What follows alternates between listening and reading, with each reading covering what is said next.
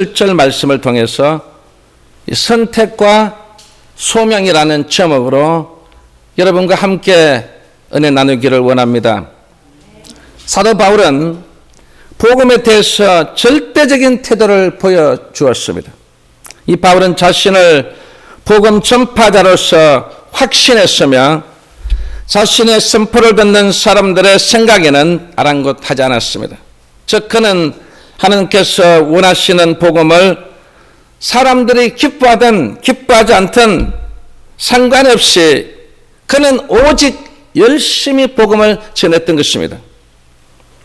오늘날 복음을 정감이 있어서 청중을 의식하는 이 사역자가 있다면 이 사도 바울에게 우리는 반드시 배워야 할 필요성이 있습니다. 오늘 첫 번째는 복음의 권한입니다. 본문 11절 12절에 보면 형제들아 내가 너희에게 알게 하노니 내가 전한 복음은 사람의 뜻을 따라 된 것이 아니니라. 이는 내가 사람에게서 받은 것도 아니요 배운 것도 아니요 오직 예수 그리스도의 계시로 말미암는 것이라고 말했습니다. 이 사도 바울은 복음이 그리스도에 의해서 계시된 것임을 분명하게 선언했었습니다. 그러므로 그는 청중의 기분에 좌우되어서 복음을 달리 전가할 수도 할 필요도 없었습니다. 실로 복음은 사람에게서 난 것이 아닐 뿐더러 복음의 사실, 복음의 진리, 복음의 축복 등은 인간의 이성이나 인간의 직관으로 이해될 수 없습니다. 여러분, 이 복음의 사실이 어떤 이성으로 우리 인간의 어떤 직관으로 알 수 있겠습니까? 알 수가 없습니다. 그 복음은 그 복음 자체로 사실인 것입니다. 여러분 믿으십니까? 네. 그리고 이 복음의 진리, 이성이나 인간의 직관으로 이해될 수 없지 않습니까? 그래서 이 복음은 그 자체로서 무엇이라고요? 진리인 것입니다. 그 진리이기 때문에 우리가 오늘 이 시간에 이 자리에 나와서 우리가 함께 이 진리를 믿고 이 진리를 따르고 이 진리에 우리는 순응하는 것입니다. 그리고 이 복음의 축복 과연 이성이나 인간의 직관으로 이해될 수 있겠습니까? 이해될 수가 없습니다. 이 복음의 축복이라는 것은 여러분 어떤 인간의 이성으로 우리가 저 천국을 알 수 있겠습니까? 이성으로 지옥을 알겠습니까? 많은 청교가들도 다 모른다 했는데 어떻게 여러분 이성과 인간의 직관으로 이 복음의 축복을 알겠습니까? 그러나 여러분 이 자리에 참석한 여러분은 이 복음의 이 자체가 무엇이라고요? 바로 축복인 줄 믿습니다. 더구나 복음은 인간적인 지혜가 아니기 때문에 매 순간순간 변하는 인간들의 사상이나 철학과도 엄연히 다른 것입니다. 그러므로 복음을 전가할 때는 복음의 절대적 성격에 사로잡혀야만 하는 것입니다. 그렇게 될 때 복음을 전가하는 자나 듣는 자가 모두 복음 앞에서 순종하게 된다는 것입니다. 그래서 바울은 자신의 지난 날을 회상하면서 이러한 이 복음의 절대적인 성격, 모든 이론을 파는 감상적인 이 능력을 우리에게 설명해주고 있는 것입니다. 그러면 먼저 제가 말한 이 절대적인 성격이 무엇이냔 말이죠. 고린도서 10장 4절 보면 우리의 싸우는 무기는 육신에 속한 것이 아니요 오직 어떤 견고한 진도 무너뜨리는 하나님의 능력이라겠습니다. 여러분 하나님의 능력이 무엇입니까? 바로 하나님의 기적을 말하는 것입니다. 오늘 이 기적의 역사가 여러분에게도 나타나고 있습니다. 이 작은 두메 산골에 세 식구가 살고 있었습니다. 어머니와 어린 두 아들이 살았는데 여러분 가정에도 다 걱정이 있지 않습니까? 이 가정에도 걱정 하나가 있었습니다. 그 걱정은 뭐냐면 어린 막내 아들이 아팠어. 형편이 변변치 못해서 병원에도 가지 못합니다. 이 막내 아들은 앓는 그 아들에게 어떻게 해줄 수가 없어서 이 어머니는 항상 이 아들에게 해주는 게 하나 있었습니다. 그 아들의 머리에 손을 대고 얹고 기도하는 것이었습니다. 돈도 없죠. 아무것도 없죠. 병원에 갈 수가 없으니까 이 어머니는 매일같이 이 아들에게 기도를 해줍니다. 하루는 이 큰아들이 이 어머니의 그 기도를 듣게 됩니다. 이 어머니가 기도를 어떻게 기도를 하냐면, 하나님, 이 기적이라도 있었으면 우리 아들이 살아날 텐데, 오늘 하나님께서 이 기적을 베풀어 주신다면 우리 아들이 살아날 텐데, 이 소리를 들은 이 큰아들이 기적이 뭐지?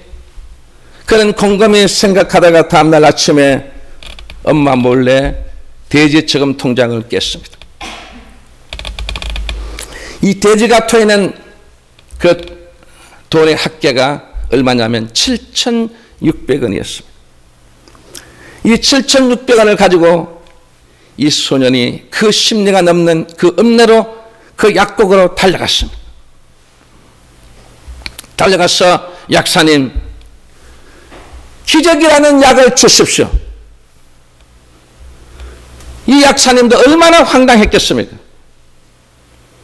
그래서 이 약사님 말하기를, 이곳에는 기적이라는 약이 없단다. 그 말에 이 소년이, 기적의 약이 있어야 내 동생을 살릴 수 있는데요.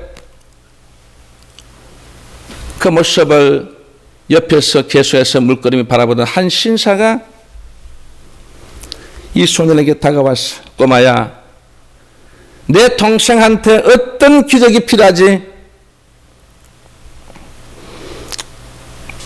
우리 동생이 수술을 해야만 살 수 있는데 돈은 없고 기적이 있으면 살릴 수가 있대요. 예, 꼬마야, 이 기적을 얼마에 사려고 하느냐고 하니까 이 소년이 7,600원에 사려고 합니다. 그래서 이 신사는 기적을 사겠다는 이 소년을 앞세워서 그의 집으로 갔습니다. 그 소년의 동생을 진찰했습니다. 그리고 그 동생을 큰 병원으로 이송해서 그 신사 양반이 수술을 해주었습니다. 나중에 알고 보니까 이 신사가 바로 그 약국의 그 약사님의 동생이었고, 그 동생은 큰 병원의 외과 의사였습니다. 그래서 이 외과 의사, 이 신사님의 그 집도로 수술을 해서 이 아이가 살아나게 됐습니다. 이제 태어날 때가 돼서 이 소년의 어머니가 그 의사 선생님을 찾았습니다. 선생님, 이 수술비가 얼마입니까? 그러니까 이 의사가 빙글레 웃으면서, 그 수술 비용은 7,600원입니다. 여러분, 이 형이 동생을 살리기 위해서 7,600원을 가지고 기적을 살고 갔던 그대로 이루어졌습니다.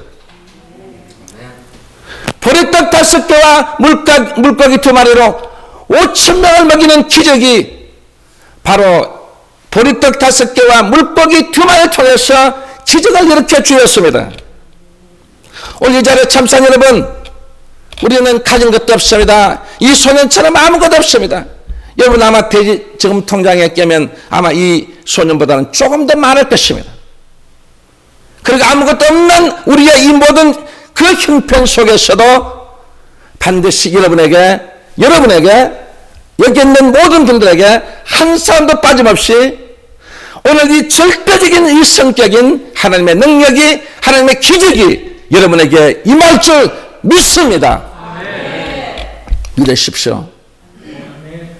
이 어린 소년이 7,600원을 가지고 기적을 사려고 할 때 하나님은 이 소년을 도와주었어.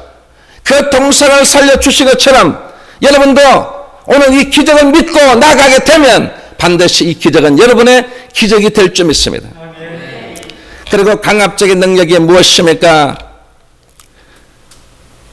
고린도후서 10장 5절을 보니까 하나님 아는 것을 대적하여 높아진 것을 다 무너뜨리고 모든 생각을 사로잡아 그리스도에게 복종하게 한다고 했습니다. 여러분, 강압적인 능력은 우리 사람은요 계속해서 높아지기를 원하지 않습니까? 어느 누구든 다 높아지기를 원하고 어느 누구든 잘 되기를 원하고 뭐든지 사람은 어떤 욕망은 계속해서 끊임없이 그 욕심에 욕심을 다하는 것이 우리 인간이지 않습니까? 그러나 강압적인 능력은 하나님께서 우리를 높아지려면 다 무너뜨리게 해서 그리고 모든 생각도 바로 사로잡아서 항상 그리스도에게 복종하게 하는 것입니다. 그 복종 때문에 여러분은 오늘 이 자리에 사로잡혀서 이 자리에 찾아 나온 줄 믿습니다. 여러분이 나오고 싶어서 나온 것이 아니라 하나님께서 우리에게 높아진 것을 다 무너뜨리게 하시고 모든 생각을 바로 사로잡아서 그리스도에게 복종할 수 있도록 만들어서 오늘 이 자리에 여러분 찾아 나온 줄 믿으시기 바랍니다. 두 번째는 바울의 회상입니다. 본문 13절 14절을 보니까 내가 이전에 유대교회에 있을 때에 행한 일을 너희가 들었거니와 하나님의 교회를 심히 박해하여 멸하고 내가 내 동족 중 여러 영갑자보다 유대교를 지나치게 믿어 내 조상의 전통에 대하여 더욱 열심히 있었으나 회심하기 전 바울은 유대교 전통에 대해서 광신적이었습니다. 반면에 기독교에 대해서는 유대교를 헌신적으로 사랑한 만큼 전심으로 핍박하였습니다. 그는 도저히 회심할 가망이 없는 사람이었습니다. 그러나 하나님께서는 그를 완전히 180도로 변화시켜 주셨던 것입니다. 그러므로 그가 전하는 복음은 유대교의 전통에서 나온 것도 아니요 사람에게서 들은 것도 아닌 오직 하나님의 강권적인 은혜로 계시던 것이라고 분명하게 말씀해 주었습니다. 이를 근거로 바울은 하나님께서 이미 자신을 위해 예비하신 선택과 예정이 있었다고 담대하게 전가했습니다. 여러분, 그렇다면 오늘 이 자리에 있는 여러분들도 마찬가지로 바울이 말한 것처럼 오늘 우리 모두를 예비하셨어. 그리고 선택과 예정을 통해서 여러분을 이 자리에 불러주신 줄 믿으십니까? 믿으셔야 됩니다. 우리는 선택과 예정 속에서 우리 같은 이런 존재들을 불러주어서 하나님의 이 존재에서 여러분과 함께 예배를 드릴 수 있도록 만들어 주신 것입니다. 그리고 세 번째는 선택과 소명인 것입니다. 사도 바울은 그리스도에 대한 이 핍박의 정도나 유대교에 대한 이 열심으로 볼 때 하나님의 택하심을 받을 만한 자격을 갖춘 인물은 아니었습니다. 그러나 바울은 자신을 뭐라고 말합니까? 나는 어머니의 태로부터 택정하신 하나님께서 복음을 이방에 전하기 위해 은혜로 부르셨다고 고백했습니다.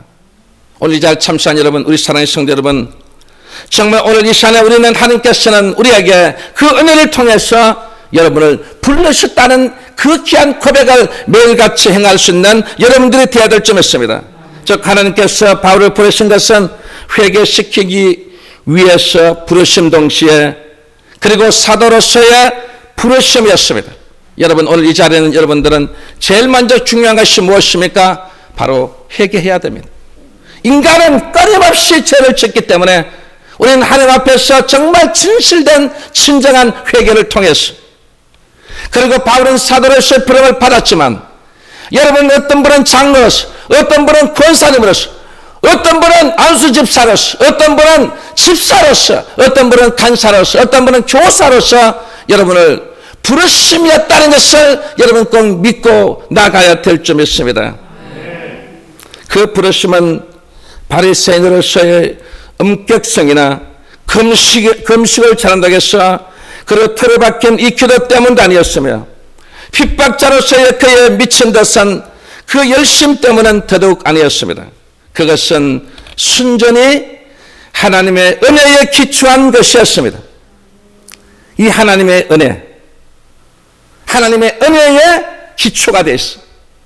그래서 우리는 끊임없이 하나님의 은혜를 감사해야 되고 그 하나님의 은혜에 찬양해야 되고 그 하나님의 은혜의 영광을 돌릴 수 있는 여러분들 다 될 수 있기를 주의 이름으로 축원합니다. 또한 그에게 예비하시고 그를 통하여 이루시고자 하시는 하나님의 계획이 있었습니다. 여러분은 오늘 이 시간을 통해서 바울을 하나님의 계획 속에서 그를 불러주신 것처럼 여러분들도 하나님의 계획 속에서 여러분을 불러주었습니다. 아브라함을 부를 때도 아브라함아 하나님의 계획 속에서 불러주셨고, 모세야 하나님의 계획 속에서 불러주었습니다. 엘리야야 하나님의 계획 속에서 불러주었습니다. 다윗아 하나님의 계획 속에서 불러주었습니다. 오늘 이 시간에는 아무개야 하나님의 계획 속에서 여러분을 불러주신 줄을 믿으시기 바랍니다. 그 계획은 바울 개인을 구하는 것으로 그치는 것이 아니었습니다.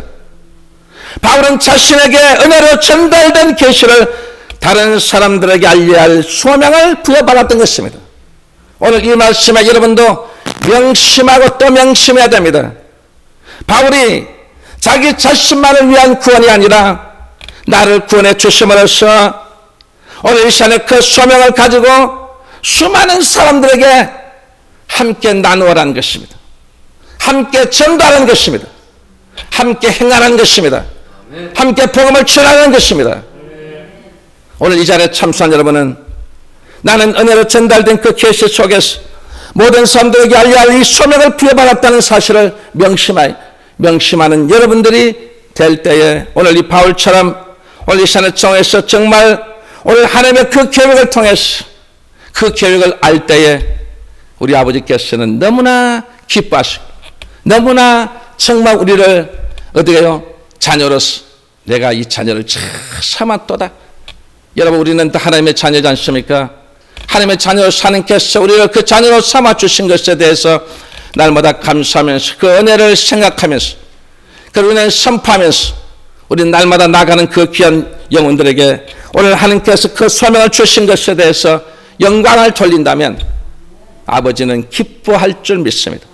바울을 볼 때 기뻐한 것처럼 정말 하나님께서 여러분을 볼 때마다 정말 놀라운 그 기쁨의 역사가 일어날 줄 믿습니다. 여러분 율법이겠습니까? 할례겠습니까? 어떤 행함이겠습니까? 이런 것을 통해서는 여러분 우리는 절대로 의롭다고 할 수 없습니다. 그러나 그 의로운 것은 오직 믿음으로 의롭게 된다는 사실을 그것을 우리는 이방인들에게 전하라는 것입니다. 수많은 사람들에게 율법을 전합니다. 할례를 전합니다. 행함을 전합니다. 그런 것을 통해서 증의가 아니라 우리는 오직 믿음으로서 믿음이라는 것이 무엇입니까? 바로 나에게 주어진 그 복음의 믿음인 것입니다. 그 복음의 믿음은 바로 나를 확신을 갖게 되고 나를 이 자리에 있게 했던 그 복음이었습니다. 왜? 그 복음은 지금도 살아있기 때문에 살아서 역사하기 때문에 그래서 믿음은 무엇이라고요? 살아있다는 것입니다. 그래서 여러분 그 믿음대로 선포하십시오. 여러분 어떤 것이라도 믿음으로 선포하게 되면 여러분 그대로 된다는 것이 바로 믿음인 것입니다. 여러분 그래서 우리는 항상 무엇을요? 오직 믿음을 가지고 이 믿음만을 위해서 살아갈 때 여러분은 그 믿음을 통해서 이 나라를 변화시켰고 이 믿음을 통해서 이 경제 대국이 되고 이 믿음을 통해서 이 나라 민족이 보호받는 역사가 일어나는 것입니다. 여러분 오늘 이 자리에 참석한 여러분 우리 모두는 여러분에게도 그 믿음을 통해 여러분 가정을 회복하고 여러분 사업장을 회복하는데 여러분 자녀를 회복하는데 여러분 계속해서 선포하십시오. 여러분 자녀들이 잘못됐다면 계속해서 믿음으로 선포하십시오. 믿음으로 선포하는 그 가정은요 좋은 주님께서 말씀하신 것처럼 좋은 땅에 그곳에다 무엇을요? 믿음의 씨앗을 뿌리게 되는 것입니다. 믿음의 씨앗을 뿌리면 이것이 한 달이 지나고 두 달 지나고 이게 몇 달이 지나고 나면 반드시 거기에서 무엇이 싹이 나는 것입니다. 그 싹이 나면 계속해서 자라게 됩니다. 그리고 잎을 내게 되고 그리고 꽃을 피우고 그리고 열매를 맺게 되면 그 열매가 여러분 자손에게 계속해서 그 열매를 따먹을 수 있는 것입니다. 여러분 길가에 뿌리지 마십시오. 가시덤불에 떼지 마십시오. 돌덩이에 던지지 마시오. 여러분 어디에 좋은 땅에 뿌렸어요. 좋은 땅에 떨어뜨려서 여러분의 그 결실이 언젠가는 맺어진다는 사실을 믿고 믿음으로 날마다 선포하는 여러분들 다 될 수 있기를 주 이름으로 축원합니다. 그래서 오늘 이 자리에 참석한 여러분, 우리는 이 소명을 주신 것입니다. 우리는 거부할 권한이 없습니다. 우리는 오직 아멘으로 받아들여야 되는 것입니다. 왜일까 여러분? 바로 하나님께서 여러분을 강권적으로 여러분에게 소명을 부여 주셨기 때문인 것입니다. 그는 이 소명이 바로 무조건적인 선택이요 불가항력적인 이 은혜임을 어느 누구보다도 이 바울은 잘 알고 있었습니다. 여러분도 알아야 됩니다. 이것은 무조건적인 선택인 것입니다. 하나님께서 여러분을 다 이리 재보고 저리 재보고 이렇게 계산되고 저렇게 계산되고, 야, 이 사람을 택해서 나는 손해볼 것 같다. 이 사람은 도저히 선택시켜서는 안 되겠다. 이 사람은 많이 배우지 못하기 때문에, 이 사람은 잘나지 못하기 때문에, 이 사람은 인기 없기 때문에, 여러분 그렇게 해서 주님께서 여러분을 선택하시 아닙니다. 전혀 고려하지 않았습니다. 여러분의 이름만 보고 그냥 여러분을 택한 것입니다. 손해를 보든 여러분의 게으름을 피워서 하나님의 교회에 덕이 되지 않든 아무런 상관이 없다는 것입니다. 제가 어떤 때는 하나님 앞에 주님께 기도합니다. 주님, 아이고 저 성도는 왜 저렇습니까? 왜 저렇게 정신을 못 차립니까? 저 사람은 왜 저렇게 하나님의 교회 일을 저렇게 게을리하고 하지 않습니까? 저는 그게 방방 뜨면서 여러분, 제가 주님께 기도할 때 주님께서 저에게 어떻게 말씀한지 아십니까? 걱정하지 마라. 네가 손해보는 게 아니고 내가 손해봐도 내가 저 영혼을 택한 것은 오직 하나는 것입니다. 무엇이라고요? 내가 저 영혼을 사랑하기 때문에. 사랑하기 때문에 여러분을 택한 것입니다. 다른 어떤 것으로 여러분의 모든 것을 보지 않습니다. 여러분 결혼할 때도 여러분 사랑만 해서 다 됩니까? 여러분 모든 가정의 가문 조건, 모든 것, 그 사람의 능력, 그 사람 모든 것을 보지 않습니까? 그런데 주님께서는 우리를 신부로 맞이할 때 전혀 그런 여러분들이 게을러도 아무 관계 없습니다. 교회 일 안 해도 아무 관계 없어요. 아무 상관없어요. 그런데 중요한 것은 무엇이라고요? 그분께서 여러분을 사랑하기 때문에. 여러분, 그렇다고 해서 또 제가 이렇게 얘기한다고 해서 아이고 잘 때 되자부터 그냥 교회 일 그냥 할 필요도 없겠다. 주님이 나를 사랑해서 나를 택해 주셨는데, 여러분 그렇지만 사람은 뭐가 있어야 돼요? 염치가 있어야 돼요. 이것까지 여러분 진짜 하나님께서 그렇게 하시는데도 그대로 따르는 사람보다는 그런데 이 참 나 같은 사람을 택해 주셔. 나를 이렇게 사랑해 주셨는데, 그리고 나에게 그 믿음을 주어서 오늘 또 기적을 행하게 주셨는데, 여러분 이 코로나 시대에 여러분 이렇게 건강하게 살 수 있도록 한 것, 그 차차 여러분 기적이지 않습니까? 여러분 죽는 사람들 얼마나 많이 나옵니까? 잘못된 사람들 많이 나오는데, 그런데 그 중에서도 여러분을 지금까지 보여주셨고, 지금까지 그것이 우리에게 무엇이라고요? 하나님의 그 귀한 우리를 사랑하는 그 조건, 그 사랑이라는 것 때문에 여러분 오늘 이 자리에 여러분 우리 모두 함께 건강한 모습으로 하나님 앞에 영광을 돌리지 않습니까? 그래서 우리는 처음이라도 주님을 위해서, 아버지를 위해서 여러분 정말 처음이라도 함께 우리가 그 일을 행할 때 정말 아버지께서 기뻐하시고 정말 즐거워하시고 정말 우리에게 큰 은혜를 그리고 큰 축복을 부어 주실 줄 믿습니다. 그래서 우리는 그 속에서 어떤 인간적인 조건은 아무런 필요가 없는 것입니다. 만약에 인간의 조건으로 선택했다면 과연 우리가 구원받을 수 있는 존재냐 말이죠. 여기에 몇 사람이 과연 거기에 해당하는 사람이 있겠습니까? 저는 몇 사람이 없다고 봅니다. 우리가 이 기독교와 우리 한국에 여기 들어올 때 제일 먼저 누가 믿었습니까? 여러분 시시청 믿었습니까? 아닙니다. 한마디로 말하면 완전히 상놈들, 한마디로 가장 천대받던 사람들, 그리고 그 중에서도 그 여인들을 믿었습니다. 여러분 옛날 어릴 때 하더라도 이 여인들은요 같이 한 방에서 여러분 같이 함께 어떻게 해요? 밥을 먹지 못했습니다.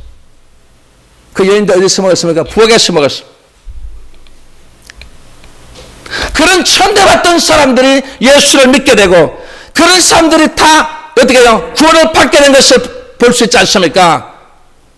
우리가 그것만 보더라도 여러분 정말 주님의 이 모든 복음의 이 구원의 이 귀한 기쁜 소식은 여러분 어떤 조건이 필요하지 않다는 것을 보여준 것입니다. 그래서 여러분들은 정말 어떤 인간의 이 조건으로 선택했다면 정말 우리는 이 구원이 없을 뿐더러 거룩하게 쓰일 자격도 없었을 것입니다. 그런데 우리는 그거와 전혀 관계없는 것입니다. 그와는 전혀 상관없는 오직 주님께서 여러분을 사랑하는 그 자체로서만 여러분을 불러주셨다는 것에 대해서 오늘 이 자리에 있는 여러분들은 이 선택과 소명이 얼마나 하나님의 은혜인가를 다시 한 번 더 생각하며 명심하는 귀한 시간이 될 수 있기를 주 이름으로 축원합니다. 마지막 네 번째는 이 소명과 복종입니다. 소명에는 절대적인 복종과 응답이 있을 뿐입니다. 소명에는 무슨 복종이라고요? 절대적인 복종. 그리고 또 하나 응답이었습니다. 여러분 아브라함을 보십시오.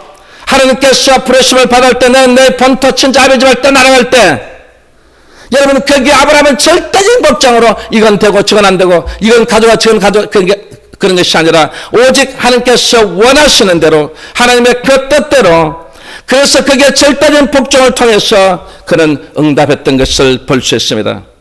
그리고 이사야의 경우도 이사야 6장 8절에 보면 누가 우리를 위하여 갈까 하시니 그때는 바로 무엇입니까? 이사야에게 말하는 그 자체가 바로 누구를 찍고 있습니까? 바로 이사야를 찍고 있다는 것입니다. 하나님께서는 이사야를 마음에 두고서 누가 우리를 위하여 갈까 하시니 그때에 이사야가 말하기를 내가 여기 있나이다. 나를 보내소서. 여러분 정말 그 속에는 하나님의 그 절대적인 복종이 그 속에 있었기 때문에 이사야는 그대로 내가 여기 있고 나를 보내달라는 하나님의 그 절대적인 복종에 응답하는 모습을 볼 수 있습니다. 신앙의 선배들이 간 길을 아는 이 바울도 하나님의 이 강권적인 소명 이 부여에 따랐다라고 했습니다. 바울은 부르심이 있은 후에 적극적이고 그리고 독립적인 행동을 하였던 것입니다. 혈육하지 않거나 그리고 요한은 인간과 의논하지 않고 오늘 본문을 보니까 인간과 전혀 의논하지 않았다겠습니다. 오직 무엇이요? 하나님의 명령에 따라서만 움직였다라고 했습니다. 아브라함과 이사야와 사도 바울 그들은 모두 하나님께서 요구하시는 길로 절대적인 복종을 통해서 감으로써 그들의 그 응답을 통해서 하나님께서 역사해 주신 것처럼 오늘 이곳에 있는 우리 믿음의 자녀들도 마찬가지입니다. 오직 우리는 저 순례길을 통해 하늘나라로 가는 우리의 여정 속에 살아가는 사람들입니다. 오늘 이 시간에 여러분께서는 전능하신 하나님 아버지께서 여러분을 초대하신 줄 믿습니다. 우리들은 이미 거룩한 사역에 동참한 자들인 것입니다. 그래서 여러분은 날마다 내 자신을 성결한 삶으로 살 수 있도록 만들어야 되는 것입니다. 그리고 언제든지나 하나님의 뜻에 복종할 그 준비를 항상 하고 있어야 된다는 것입니다. 복종할 준비를 갖추고 살아가는 것입니다. 그럴 때 여러분 이 복종할 준비를 가지고 살아가는 사람은 여러분 이 부끄러운 다섯 처녀처럼 자기 신랑을 만나지 못하는 그런 비극이 찾아오는 그런 삶이 아니라 항상 복종할 준비를 하고 있는 사람은 슬기로운 다섯 처녀처럼 여러분 바로 자기의 그 신랑, 자기의 주인 대신 자기의 신랑을 만나는 그 감격의 시간을 여러분 반드시 명심해야 될 것입니다. 오늘 이 자리에 참석한 여러분, 오늘 우리가 준 이 귀한 의미, 정말 이 선택과 소명을 통해서 여러분을 선택해 주셨고 여러분에게 소명을 주셨기 때문에 오늘 이 시간에 정말 이 슬기로운 다섯 처녀와 같은 그런 모습으로서 여러분은 계속해서 순례길을 행할 수 있는 여러분들 다 될 수 있기를 주 이름으로 축원합니다. 축원합니다. 우리 시간 주발 앞에 나 엎드려 이 찬양을 부르면서